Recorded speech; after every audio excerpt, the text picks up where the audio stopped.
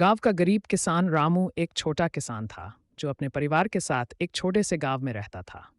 उसकी जिंदगी का एकमात्र सहारा उसकी छोटी सी जमीन थी, जिस पर वह दिन रात मेहनत करता था। लेकिन मौसम की मार और सूखे की वजह से उसकी फसलें अक्सर खराब हो जाती थीं। उस साल भी बारिश नहीं हुई थी। रामू ने जो थोड़ी बहुत पूंजी बचाई थी, वह भी बीज और खाद खरीदने में लग गई।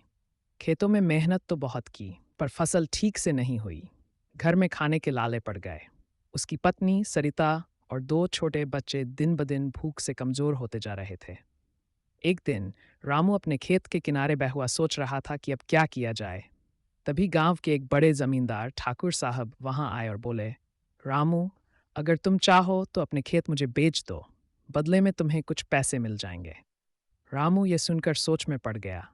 खेत उसके पूर्वजों की निशानी थे, लेकिन बिना पैसे के परिवार का गुजारा कैसे होता। उसने हिम्मत जुटाई और गांव के बड़े बुजुर्गों से सलाह लेने गया। गांव के मुखिया ने कहा, रामू, खेत बेचना कोई हल नहीं है। मेहनत करने से ही किस्मत बदलती है। रामू ने ठान लिया कि वह खेत नहीं बेचेगा। उसने पास के शहर में जाकर मजदूरी शुरू कर दी। वह दिन भर काम करता और रात में अपने खेतों में मेहनत करता। धीरे धीरे उसने कुछ पैसे जमा किए और अपने खेतों में एक कुआं खुदवाया। अब बारिश पर निर्भर रहने की ज़रूरत नहीं थी। अगली बार जब उसने फसल बोई तो सिंचाई ठीक से हुई और उसकी मेहनत रंग लाई। इस बार फसल अच्छी हुई, जिससे उसने कर्ज भी चुका दिया और घर की हालत भी सुधर गई।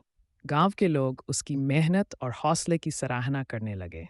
रामू ने साबित कर दिया कि सच्ची मेहनत और हिम्मत से हर मुश्किल का हल निकाला जा सकता है।